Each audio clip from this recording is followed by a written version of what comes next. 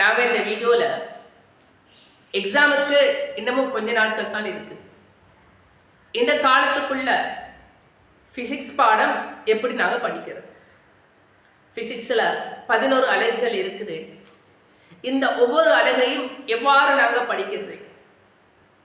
எந்தெந்த அலகுகளை நாங்கள் முன்னுரிமை கொடுத்து படிக்கிறது? எந்தெந்த அலகுகளுக்கு எத்தனை புள்ளிகள் இறுதி பரீட்சையில் வந்து கொண்டிருக்குது? இந்த மாதிரியான கேள்விகள் நிறைய மாணவர்கள் கேட்டுக்கொண்டிருந்தீங்க. ஸோ எல்லாத்துக்குமே ஆன்சர் பண்ணக்கூடிய வண்ணமாகத்தான் இந்த வீடியோவை நான் செய்கிறேன். ரைட். ஸோ கவனிங்க, எக்ஸாமுக்கு இன்னமும் கொஞ்ச நாள் இருக்கக்கூடிய நேரத்தில் எந்தெந்த அலைகளை நாங்கள் முன்னுரிமை கொடுத்து படிக்க வேண்டும் என்கிற ஒரு கேள்வி உங்களுக்குள்ள இருக்கு. அதை நீங்க விளங்கணும் என்று சொன்னால், முதல்ல ஒவ்வொரு அலகுக்கும் எத்தனை புள்ளிகள் இறுதி பரீட்சையில வருது, எத்தனை புள்ளிகளை கொண்ட வினாக்கள் வருகிறது அப்படிங்கிற விஷயம் உங்களுக்கு தெரிந்திருக்க வேண்டும். அப்போ அப்பதான் உங்களுக்கு விளங்கும் இந்த அலகுக்கு இத்தனை புள்ளிகள் வழங்கப்படுகிறது. ஸோ நாம எப்படி படிக்கணும், எவ்வளவு நேரம் இதுக்கு அந்த அலகுக்காக நாங்கள் கொடுக்கணும் அப்படிங்கிற விஷயம் எல்லாமே உங்களுக்கு தெளிவாக விளங்கும். ரைட். ஸோ தெளிவாக கவனிங்க. அடுத்தது, ஒவ்வொரு அலகையும் எப்படி படிக்கிறது, ஒவ்வொரு அலகையும் எப்படி படிக்கிறது அப்படிங்கிற விஷயத்த நான் ஒவ்வொரு அலகுக்கும் தனித்தனி வீடியோவாக செய்யறதுக்கு இருக்கிறேன். ஒவ்வொரு அலகையும் நாங்கள் எப்படி படிக்க வேண்டும். ரைட். ஸோ அது ஒவ்வொரு அலகுக்கும் நான் தனித்தனியாக என்ன செய்யறதுக்கு இருக்கிறேன். சரியா? அப்போ நாங்கள் முதல்ல எதை வழங்குவோம் சொன்னால், எந்தெந்த அலைகளுக்கு எத்தனை புள்ளிகள் வழங்கப்படுகிறது, அப்போ உங்களுக்கு விளங்கும் எந்த அலகை நாங்கள் முன்னுரிமை கொடுத்து படிக்க வேண்டும் என்கிறபடி. ரைட். ஸோ தெளிவாக கவனிங்க, எங்களோட பிசிக்ஸ்ல மொத்தமாக 11 அலகுகள் காணப்படுகிறது. எங்களோட பிசிக்ஸ்ல மொத்தமாக 11 அலகுகள் காணப்படுகிறது. எங்களோட ஃபைனல் எக்ஸாம்ல ஒரு எக்ஸாம் பேப்பர் எங்களுக்கு தருவாங்க இல்லையா, அந்த எக்ஸாம் பேப்பர் மொத்தமாக 130 புள்ளிகளை கொண்ட பேப்பராக இருக்கு. மொத்தமாக அந்த பேப்பர் எத்தனை மார்க்ஸை கொண்டிருக்கும் என்று சொன்னா 130 புள்ளிகளை கொண்டிருக்கு. அதுல நீங்க எடுக்க வேண்டியதுதான் 100 புள்ளிகள். ரைட்.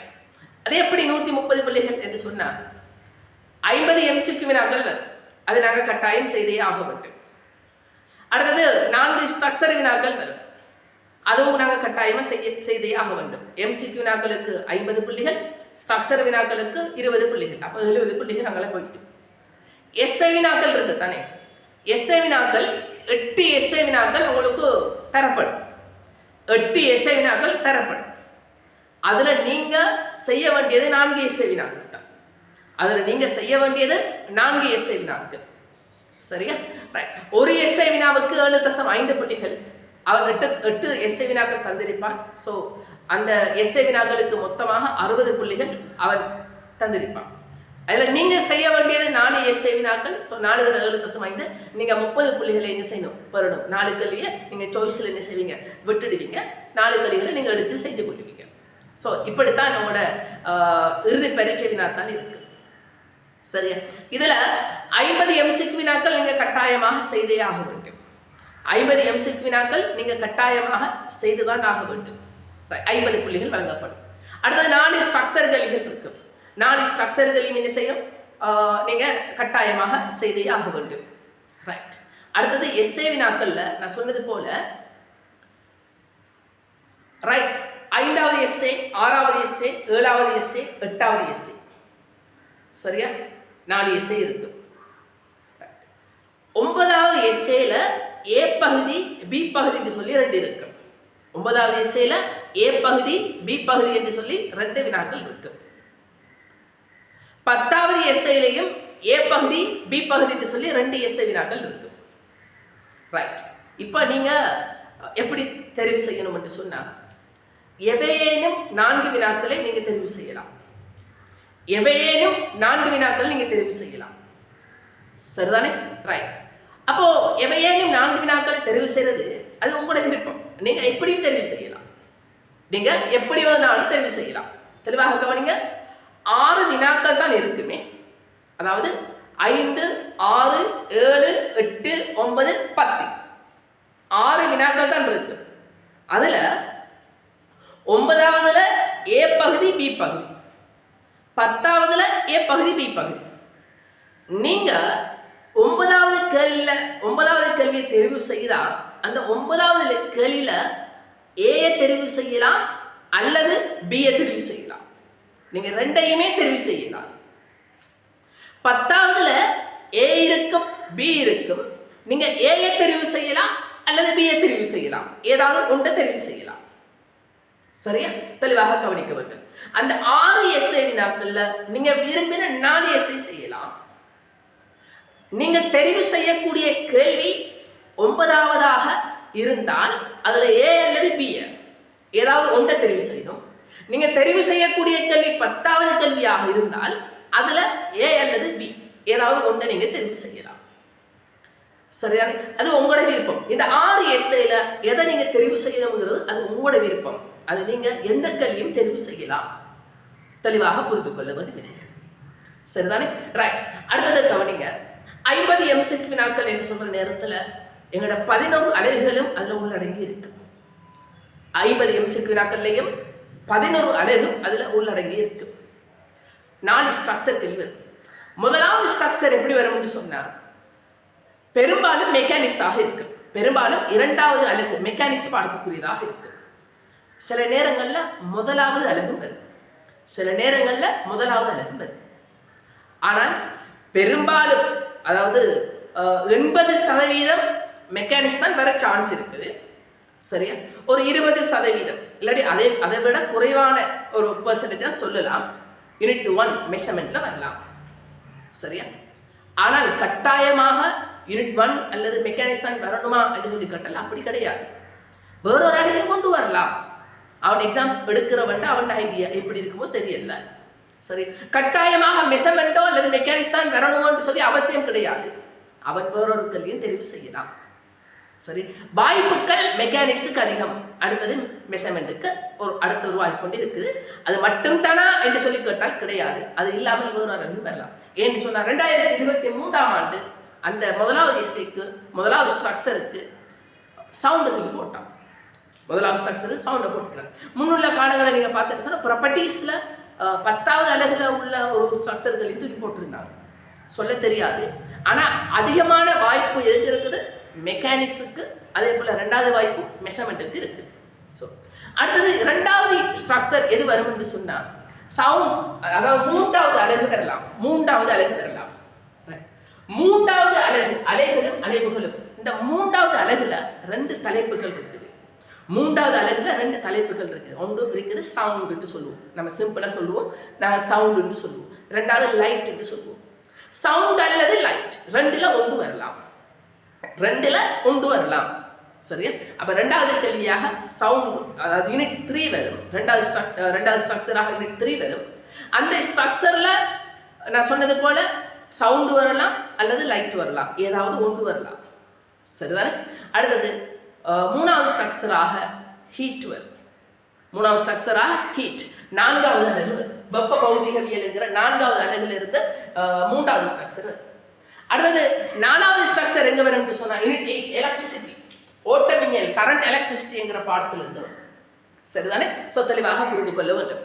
அதுல எந்த தலைப்புகள் வரும் என்கிறத நாம உயிர்த்தறியலாம். ஸோ அதை நான் இப்போ பேச இல்லை. எக்ஸாமுக்கு கொஞ்ச நாட்கள் இருக்கக்கூடிய நேரத்தில் அந்த விஷயத்தை நான் உங்களுக்கு சொல்லித்தரேன். சரி, அடுத்ததாக கவனிங்க. எஸ்ஐ வினாக்கள்ல எந்தெந்த எஸ்ஐ வினாக்கள் வரும் என்று சொல்லி பார்ப்போம். முதலாவது எஸ்ஐ வினாவாக வரக்கூடியது மெக்கானிக்ஸ், அலகு 2. இரண்டாவது எஸ்ஐ வினாவாக வரக்கூடியது யூனிட் 3. அது சவுண்டாக இருக்கலாம் அல்லது லைட்டாக இருக்கலாம், எதுவும் வரலாம். 3வதாக வரக்கூடியது யூனிட் 10 ப்ராப்பர்ட்டிஸ் ஆஃப் மெட்டல்ஸ் என்று சொல்வது யூனிட் 10. சரிதானே? அது வரலாம். அதுல யூனிட் 10ல 3 தலைப்புகள் இருக்குது. யூனிட் 10ல 3 தலைப்புகள் இருக்குது. யூனிட் 10ல 3 தலைப்புகள் இருக்குது. 1வது எலாஸ்டிசிட்டி, 2வது விஸ்கோசிட்டி, 3வது சர்ஃபேஸ் டென்ஷன். இந்த 3 தலைப்புகள்ல ஏதாவது ஒரு தலைப்பு வரலாம். இந்த 3 தலைப்புகள் இருக்குது. இந்த 3 தலைப்புகள்ல ஏதாவது ஒரு தலைப்பு வரலாம். அடுத்தது 4வதாக வாரது என்று சொன்னால் புலங்கள். ரைட், அதுல 3 புலங்கள் இருக்குது. யூனிட் 5 வந்து ஈர்ப்பு புலம், யூனிட் 6 வந்து நிலை மின் புலம், யூனிட் 7 வந்து காந்த புலம். அப்ப ஈர்ப்பு புலம் வரலாம் அல்லது மின் புலம் வரலாம் அல்லது காந்த புலம் வரலாம், ஏதாவது ஒன்று வரலாம். இந்த 3 தலைப்புகள்ல ஏதாவது ஒரு தலைப்பு என்ன செய்யலாம், 4வது எஸ்ஏ வினாவாக வரலாம். அடுத்தது 5வது 4 எஸ்ஏ வினாக்கள் முடியுது. அதுக்கு அடுத்த எஸ்ஏ வினால 2 பகுதிகள் இருக்கும், ஏ பகுதி பி பகுதி. ஏ பகுதியில் என்ன இருக்கும் என்று சொன்னா எலக்ட்ரிசிட்டி இருக்கும், பி பகுதியில் எலக்ட்ரானிக்ஸ் இருக்கும். ஏ பகுதியில் எலக்ட்ரிசிட்டி இருக்கும், யூனிட் 8 இருக்கும். அதே போல பி பகுதியில் எலக்ட்ரானிக்ஸ் இலத்திரனியல் இருக்கும். அடுத்தது அடுத்த இசையாக வாரதில் ஏ அல்லது பி என்று சொல்லி கொண்டு இருக்கும்.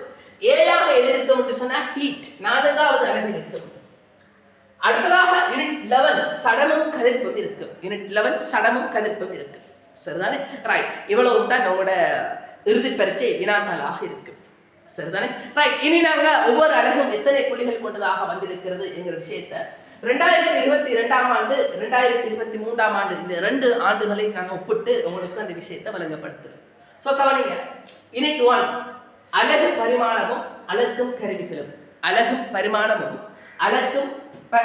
கருவிகளும். யூனிட் 1 2022ஆம் ஆண்டு ஒரே ஒரு எம்சிக்கு வந்துச்சு, 2023ஆம் ஆண்டும் ஒரே ஒரு எம்சிக்கு தான் வந்துச்சு. சரிதானே? ரைட். அப்ப மொத்தமாக ஒரு புள்ளி தான் வந்திருக்குது யூனிட் 1ல இருந்து. சரிதானே? சம்டைம் ஸ்ட்ரக்சர், முதலாவது ஸ்ட்ரக்சர் வரலாம். அப்படி வந்தால் அந்த அலகுக்கான புள்ளிகள் வந்து 6 புள்ளிகளாக மாறும். முதலாவது ஸ்ட்ரக்சர் வந்தால் அந்த அலகுக்கான புள்ளிகள் 6 புள்ளிகளாக வரலாம். ஸோ வாய்ப்பு ஒரு எம்சிக்கோட நின்றுடும். சில நேரங்களில் ஸ்ட்ரக்சர் வந்தால் நாங்கள் செய்யறதுக்கு தயாராக இருக்க வேண்டும். அடுத்தது கவனிங்க, யூனிட் 2 பொறியியல், அதாவது மெக்கானிக்ஸ். Unit 2 mechanics. ஆக கூடுதலான எம்சி கொண்ட ஒரு யூனிட் தான் இந்த மெக்கானிக்ஸ். எங்களோட பாஸ் பேப்பர்ல ஆக கூடுதலான எம்சிக்கு வரக்கூடிய ஒரு அலகு தான் மெக்கானிக்ஸ். பாருங்க, 12 எம்சிக்கு வினாக்கள் வந்துச்சு. அதே போல ஒரு ஸ்ட்ரக்சர் கல்வி 5 புள்ளிகளை கொண்ட ஒரு ஸ்ட்ரக்சர் கல்வி வந்துச்சு. 7.5 புள்ளிகளை கொண்ட ஒரு எஸ்ஏ வினா வந்துச்சு. 2023ஆம் ஆண்டு என்ன நடந்ததுன்னு சொன்னா ஸ்ட்ரக்சர் கல்வி வரல. அந்த இடத்துக்கு என்ன தூக்கி போட்டான்னு சொன்னா 3வது அலகு போட்டான். ஒரு நாடும் போறது இல்லை, ஆனா இந்த வருடம் சவுண்டை தூக்கி போட்டான். யூனிட் 3ல உள்ள சவுண்டை தூக்கி போட்டான். சரியா? ஆனா கூடுதலாக வர இதுக்கு வாய்ப்பு இருக்குது, மெக்கானிக்ஸ் தான் வாய்ப்பு இருக்குது. ஆனா இந்த வருடம் சவுண்டை போட்டான். அதுக்காக நீங்க கூடுதலாக எதுக்கு வர வாய்ப்பு இருக்குதுன்னு சொல்லிக்கிட்டா மெக்கானிக்ஸ் தான் வாய்ப்பு இருக்குது. சம்டைம் யூனிட் 1 வரலாம். சரிதானே? ரைட். அப்போ ஒரு எஸ்ஏ ஸ்ட்ரக்சர் வரல, ஒரு எஸ்ஏ வினா வந்துச்சு 7.5 புள்ளிகள். அப்போ கவனிங்க, இங்க 24.5 புள்ளிகளை கொண்ட பகுதியாக வந்துச்சு, இங்க 18.5 புள்ளிகளை கொண்ட ஒரு பகுதியை தான் வந்திருக்கு. அப்போ 6 மார்க்ஸ் குறைஞ்சிருக்குது. அந்த 6 மார்க்ஸ் எங்க போயிருக்குதுன்னு சொன்னா யூனிட் 3க்கு போயிருக்குது. அதுல முக்கியமா ஸ்ட்ரக்சர் ஒரு கை எக்ஸ்ட்ரா விட் ஆகிருக்குது 2023ஆம் ஆண்டு. சரியா? ரைட். ஸோ கவனிங்க, யூனிட் 3 அலைகளும் அலைவுகளும். யூனிட் 3ல 2 பகுதிகள் இருக்குது. அதாவது முதலாவது சவுண்ட் என்று சொல்லுவோம், 2வது பகுதி லைட் என்று சொல்லுவோம். ரெண்டுக்கும் எந்த ஒரு தொடர்பும் கிடையாது. இரண்டுமே வேறுபட்ட பகுதிகள். ரைட். ஸோ சவுண்ட் லைட்னு சொல்லி 2 பகுதிகள் இருக்குது. அதுல 2022ஆம் ஆண்டு 8 எம்சிக்கு வினா, ஒரு ஸ்ட்ரக்சர்கள் 5, அதே போல ஒரு எஸ்ஏ வினா 7.5, ஒட்டுமொத்தமாக 20.5 புள்ளிகளுக்கு வந்துச்சு. 2023ஆம் ஆண்டு ஒரு ஸ்ட்ரக்சர் எக்ஸ்ட்ரா வந்து, சரியா? அதாவது முதலாவது ஸ்ட்ரக்சருக்கு தானே மெக்கானிக்ஸ் வர இடத்துக்கு சவுண்ட் வந்துட்டு, அதனால ஒரு ஸ்ட்ரக்சர் வந்திருக்கு எக்ஸ்ட்ரா. 8 எம்சிக்கும் 5 புள்ளிகளை கொண்ட ஒரு ஸ்ட்ரக்சர், இன்னொரு 5 புள்ளிகளை கொண்ட ஒரு ஸ்ட்ரக்சர், 7.5 புள்ளிகளை கொண்ட ஒரு எஸ்ஏ, மொத்தமாக 25.5 புள்ளிகளை கொண்ட வினா வந்துச்சு. சரியா? அடுத்ததாக கவனிங்க, 4வது அலகு வெப்ப பகுதிகள். இது எங்களோட இறுதி பரீட்சையில 4 எம்சிக்கு வினாக்கள், 5 புள்ளிகளை கொண்ட ஸ்ட்ரக்சர் கல்வி, 7.5 புள்ளிகளை கொண்ட எஸ்ஏ வினா, ஒட்டுமொத்தமாக 16.5 புள்ளிகளை கொண்ட ஒரு அலகாக வந்து கொண்டிருந்துச்சு. 2023ஆம் ஆண்டு 5 எம்சிக்கு வினாக்கள், ஒரு ஸ்ட்ரக்சர் கல்வி 5 புள்ளிகளை கொண்டது, 7.5 புள்ளிகளை கொண்ட ஒரு கட்டுரை வினா எஸ்ஏ கல்வி, மொத்தமாக 17.5 புள்ளிகளை கொண்ட ஒரு அலகாக வந்துச்சு. பொதுவாக நாங்கள் யூனிட் 4ல நாங்கள் எதிர்பார்க்கலாம் எப்படி சொன்னால் 5 எம்சிக்கு வினாக்கள் எதிர்பார்க்கலாம், 5 புள்ளிகளை கொண்ட ஒரு ஸ்ட்ரக்சர்கள் எதிர்பார்க்கலாம், அதே போல 7.5 புள்ளிகளை கொண்ட ஒரு எஸ்ஐ வினாவை நாங்கள் எதிர்பார்க்க முடியும் இந்த ஹீட்டுங்கிற இந்த பாடத்தில். சரி, அடுத்தது கவனிங்க, யூனிட் 5 ஈர்ப்பு புலம். 2 MCQ வினாக்கள் 2023 ஆண்டு 2 MCQ வினாக்கள் வந்துச்சு. சரியா? அதே போல நிலை மின்புலம், அதாவது எலக்ட்ரிக் ஃபீல்ட் என்று சொல்லி நாம ஷார்ட்டா சொல்லுவோம்.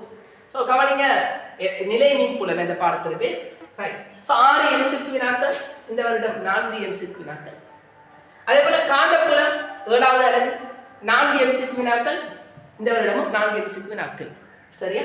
ரைட். எஸ்ஏ வினா எதுவும் வரலாம். ஈர்ப்பு புலம் ஏதாவது ஒன்று வரும். இந்த 3 தலைப்புகள்ல ஏதாவது ஒரு தலைப்பு என்ன செய்வார். சம்டைம்ஸ் சில நேரங்கள்ல இந்த 2 தலைப்பையும் மிக்ஸ் பண்ணி தருவாங்க. மின்புலத்தையும் காந்தப்புலத்தையும் மிக்ஸ் பண்ணி சில நேரங்கள் தரலாம்.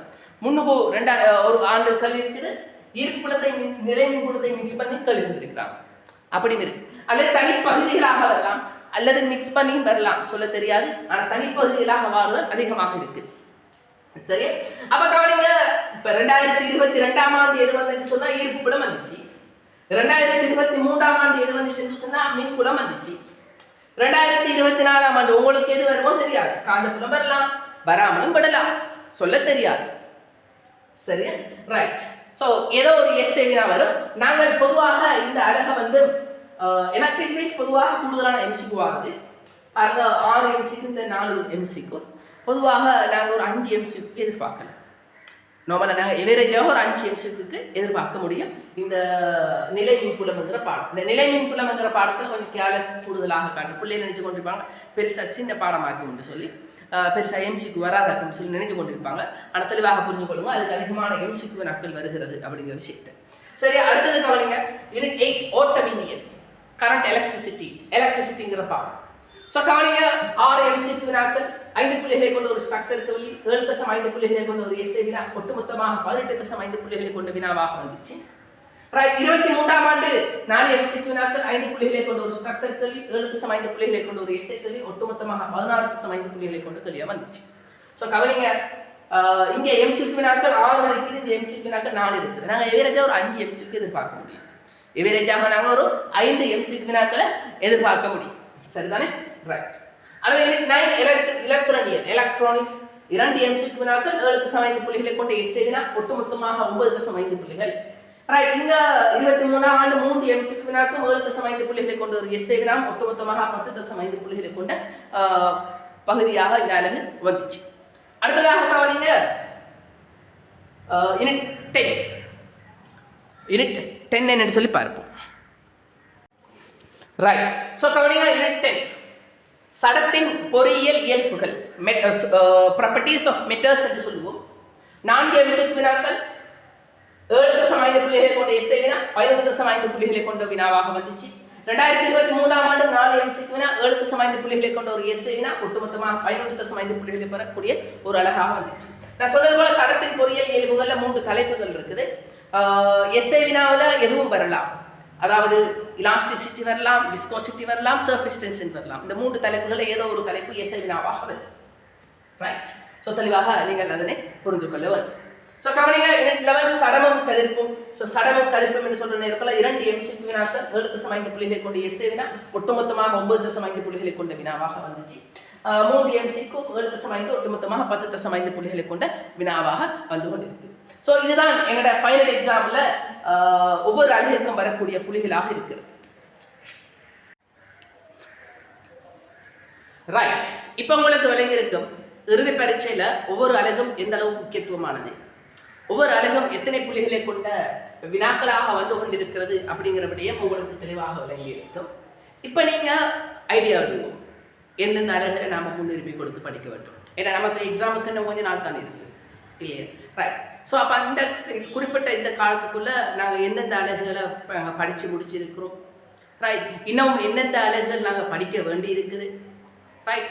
ஸோ நாங்கள் படித்து முடித்த அலகுகளுக்கு நாங்கள் கேள்விகள் செய்து விட்டோமா, ரைட். இன்னும் படிக்க வேண்டிய தியரிஸ் என்ன இருக்குது, அதுக்கு நாங்கள் பேப்பர் கிளாஸ் அதாவது கேள்விகளை நீங்கள் சுயமாக செய்ய வேண்டும், அதுக்கெல்லாம் காலங்கள் போதுமா, ரைட். ஸோ இதெல்லாத்தையுமே நீங்கள் திட்டமிட வேண்டும்.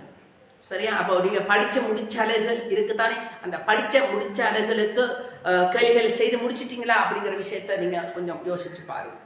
அடுத்தது இன்னமும் நாங்கள் என்னென்ன அலகுகள் படிக்க வேண்டி இருக்குது அப்படிங்கிற விஷயத்தை யோசிச்சு பாருங்க. நீங்கள் செய்ய வேண்டியது என்று சொன்னால் எக்ஸாமுக்கு ஒரு 2 மாதத்துக்கு முன்னாலும் சரி உங்களோட சிலபஸை ஃபுல்லாக கம்ப்ளீட் பண்ணணும். தியரி கிளாஸ் தான் பேப்பர் கிளாஸ் இல்லை, ஃபுல்லாகவே கம்ப்ளீட் பண்ண பாருங்க. சரிதானே? ரைட். அப்போது கம்ப்ளீட் பண்ணுறதுக்கான வாய்ப்பு தான் இப்போ எங்கிட்ட கிளாஸஸ் வீடியோஸ் எல்லாமே இருக்குது. சரியா? ரைட். ஏதோ ஒரு வகையில் நீங்கள் என்ன செய்யலாம்னு சொன்னால் குயிக்காக என்ன செய்யலாம், பின்னுக்குள்ளே யூனிட் எல்லாம் எடுத்து குயிக்காக என்ன செய்யலாம் முடிச்சு கொள்ளலாம். தியரி கிளாஸ்னா பேப்பர் கிளாஸ்னா எப்படியோ சரி நீங்கள் குயிக்காக என்ன செய்ய முடியும். ஏன்னா லாஸ்ட் 2 months நீங்கள் எந்த ஒரு கிளாஸுமே போகக்கூடாது. அது ஆன்லைன் கிளாஸாக இருக்கலாம் அல்லது நேரடி வகுப்புகளாக இருக்கலாம். எந்த ஒரு கிளாஸும் போகாமல் நீங்கள் என்ன செய்யணும்னு சொன்னால் வீட்டை இருந்து கொண்டு செல்ஃபாக என்ன செய்யணும், படிக்கணும். சரிதான்? அப்போ நீங்கள் படிக்கணும், படித்தேன்னு சொன்னால் தான் எங்களோட ஃபைனல் எக்ஸாமில் நல்ல பெர்ஃபார்மன்ஸ் வந்து காட்டல. லாஸ்ட் 2 months நீங்கள் செல்ஃப் ஸ்டடி மட்டும்தான் செய்யணும். வேறு எந்த ஒரு கிளாஸஸும் நீங்கள் போகக்கூடாது. சரிதானே?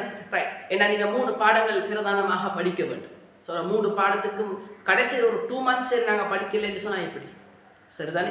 அப்போது எந்த ஒரு கிளாஸும் போக மாதிரி நீங்கள் என்ன செய்யணும்னு சொன்னால் இப்போதே என்ன செய்யணும்னு சொன்னால் முழு சிலபஸை என்ன செய்யணும், முடிக்கிறதுக்கு ட்ரை எடுத்து கொடுக்கும். சரி. அதே போல் நான் சொன்னது போல் நீங்கள் ஒரு திட்டமிடல் ஒன்று போடுவோம்.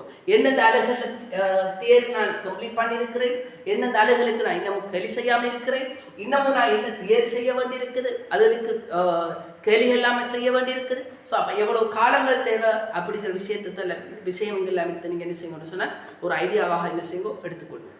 சரி. அப்போ தான் இருக்கிற காலத்தை நீங்கள் பிரயோசனம் உள்ளதாக என்ன செய்து மாற்றிக்கொள்ள முடியும். அடுத்தது நீங்கள் செய்ய வேண்டியது என்னன்னு சொன்னால் எந்த ஒரு அழகாக இருந்தாலும் நீங்கள் வினாக்கள் செய்ய வேண்டும். ரைட். முக்கியமாக எங்களோட பாஸ் பேப்பர் வினாக்கள் என்ன செய்யணும், நீங்கள் செய்ய வேண்டியது unit wise pass paper. Unit வைஸாக நீங்கள் என்ன செய்யணும், ஒவ்வொரு அழகுக்கும் செய்ய வேண்டும். இப்போ உதாரணத்துக்கு நீங்கள் மெக்கானிக்ஸுங்கிற பாடத்தை எடுத்துன்னு சொன்னால் மெக்கானிக்ஸுங்கிற பாடத்தில் குறைஞ்சது நீங்கள் 2000 ஆண்டில் இருந்து இப்போ 2023 வரைக்கும் வந்திருக்கக்கூடிய எல்லா கட்டுரை வினாக்களையும் செய்திருப்பாரு, எல்லா ஸ்ட்ரக்சர் கலைகளையும் செய்து, எல்லா எம்சிக்யூ வினாக்களையும் செய்து யூனிட் வைஸாக செய்து. ரைட். அப்போ சில பிள்ளைகள் எங்களுக்கு இப்போ 20 years செய்கிறது கஷ்டம். ஏன்னா இப்போ எப்படியும் 24 years பாஸ் பேப்பர் வருது. ஸோ இப்போ காலம் போயிட்டு இனித்தான் நாங்கள் செய்ய ஆரம்பிக்குது. அப்போ நீங்கள் என்ன செய்யணும்னு சொன்னால் ஒரு லாஸ்ட் 10 years எடுத்து ட்ரை எடுக்கணும். சரியா? ஆல்ரெடி படித்தவங்க இருப்பாங்க. அப்போ படித்தவங்களாக இருந்தேன்னு சொன்னால் அவங்க 2000 ஸ்டார்ட் பண்ணலாம். ஆல்ரெடி பாஸ் பேப்பர் சுயமாக செய்தவங்களாக இருந்தேன்னு சொன்னால், இல்லை நாங்கள் காலம் போதாமல் இருக்குது அப்படின்னு சொன்னால் இருக்கிற நேரத்துக்குள்ளே கொஞ்சம் சரி செய்யணுமே. அப்போ நீங்கள் என்ன செய்யணும்னு சொன்னால் ஒரு லாஸ்ட் 10 years அப்படி சொல்லி எடுத்துச்சு. சரி. இப்படி நீங்கள் என்ன செய்யணும்னு சொன்னால் ஒவ்வொரு அழகுக்கும் செய்ய வேண்டும். சரி. ரைட். ஆல்ரெடி நீங்கள் பாஸ் பேப்பர்லாம் முடிச்சிட்டீங்க. 2000 இருந்து 2023 வரைக்கும் பாஸ் பேப்பர் செஞ்சிட்டீங்க. அப்போ இன்னும் உங்களுக்கு காலம் இருக்குது, நீங்கள் புதிய கேள்விகள் அணுகலாம். அப்போ நீங்கள் என்ன செய்யலாம்னு சொன்னால் சப்போர்ட் செமினார்ஸ் பேப்பர்ஸ், மொரட்டோ பேப்பர்ஸ், இந்த கேள்விகள் எடுத்து என்ன செய்யலாம், தேடி எடுத்து செய்யலாம். ரைட். இன்னும் சில பிள்ளைகள் அதையும் முடிச்சிருப்பாங்க. அப்போ அந்த பிள்ளைகள் FWC பேப்பர்ஸ், மாடல் பேப்பர்ஸ் இருக்குது. ஸோ அதில் உள்ள கேள்விகள் எடுத்து என்ன செய்யலாம்னு சொன்னால் செய்ய. சரி. ராயல் காலேஜ் பேப்பர்ஸ் இருக்குது, அதில் எடுத்து செய்யலாம். இல்லாட்டி வேறு மாடல் பேப்பர்ஸ் அப்படிலாம் எடுத்து நீங்கள் என்ன செய்யணும்னு சொன்னால் ப்ராக்டிஸ் எடுத்துக்கொண்டே இருக்கணும். குறைந்தது பாஸ் பேப்பர் கேள்விகளை குறைந்தது நீங்கள் 4 தடவைகள் 5 தடவைகள் குறைந்தது செஞ்சுருக்கணும். சரியா? யூனிட் வைஸாக குறைந்தது ஒவ்வொரு அழகும் நீங்கள் ஒரு 3, 4, 5 தடவைகள் என்ன செஞ்சுருக்கணும், செல்ஃபாக செஞ்சுருக்கணும். சரி. இப்போ மெக்கானிக்ஸுங்கிற பாடத்தை எடுத்துன்னு சொன்னால் குறைஞ்சது ஒரு 4 அல்லது 5 தடவைகள், அதை விட கூட செய்தாலும் பரவாயில்லை, அது நல்ல விஷயம் தான். சரியா? 4 அல்லது 5 தடவைகள் நீங்கள் செல்ஃபாக செஞ்சிருக்கணும். இப்படி ஒவ்வொரு அழகுக்கும் என்ன செஞ்சிருக்கணும், எது எஸ்ஏ, ஸ்ட்ரக்சர், எம்சிக்யூ எல்லாம். சரிதானே? அப்போ பாஸ் பேப்பர் எல்லாம் செஞ்சு முடிச்சா அதுக்கப்புறம் நீங்கள் அடுத்து செய்ய வேண்டியது மாடல் பேப்பர்ஸ் தருவது, விடையுள்ள மாடல் பேப்பர்ஸ் தருவது, சப்போர்ட் செமினார்ஸ், மொரட்டோ பேப்பர்ஸ், ராயல் காலேஜ் பேப்பர்ஸ் இதில் எடுத்து செய்யுது, FWC பேப்பர்ஸ் இதெல்லாம் எடுத்து செய்யலாம். சரி. அப்போ நீங்கள் என்ன செய்யணும்னு சொன்னால் யூனிட் வைஸாக என்ன செய்யணும், பாஸ் பேப்பர் கேள்விகளை எடுத்து செஞ்சுட்டு வரணும் ஒவ்வொரு அழகுக்கும். அடுத்தது இயர் வைஸாக செய்யும். இயர் வைஸாக செய்கிறது என்னதுக்காக, படித்த எல்லா யூனிட்டையும் திரும்ப ஞாபகத்தில் வச்சு கொள்றதுக்காக, திரும்ப ஒரு மீட்டல், ஒரு நாலேஜுக்காக. சரிதானே? ஏன்னா இப்போ உதாரணத்துக்கு நீங்கள் மெக்கானிக்ஸ் உதாரணம் படிச்சிருக்கீங்க, ஒரு 4 மாதத்துக்கு முதல் படிச்சுட்டு வச்சுக்கொள்ளுவே. ரைட். இப்போ 4 மாதம் கேப்பெல்லாம் என்ன இருக்கும், அந்த கல்வி அந்த ஐடியாஸ் எல்லாம் மறந்துருக்கலாம். அப்போ நீங்கள் என்ன செய்யுங்க, இயர் வைஸாக செய்யக்கூடிய நேரத்தில் திரும்ப என்ன செய்யப்படும், எங்களுக்கு பல விடயங்கள் ஞாபகப்படுத்தப்படும். சரியா? இப்போ உதாரணத்துக்கு நீங்கள் யூனிட் 8 வரைக்கும் நீங்கள் படிச்சிருக்கீங்கன்னு வச்சுக்கொள்ளும். அப்போ யூனிட் 8 வரைக்கும் நீங்கள் என்ன செய்யலாம், இயர் வைஸாக பாஸ்வேர்டு செய்யலாம். இயர் வைஸாக நீங்கள் பாஸ்வேர்டு செய்யலாம். ரைட். லாஸ்ட் 2000 இயர் வைஸாக செய்யலாம். பட் ஆனால் அதெல்லாம் நாங்கள் ஆரம்பத்திலிருந்து செஞ்சு வந்திருந்தால் லேசாக இருந்திருக்கும். ஆரம்பத்திலிருந்து செஞ்சு வந்திருந்து என்று சொன்னால் லேசாக இருந்திருக்கும்.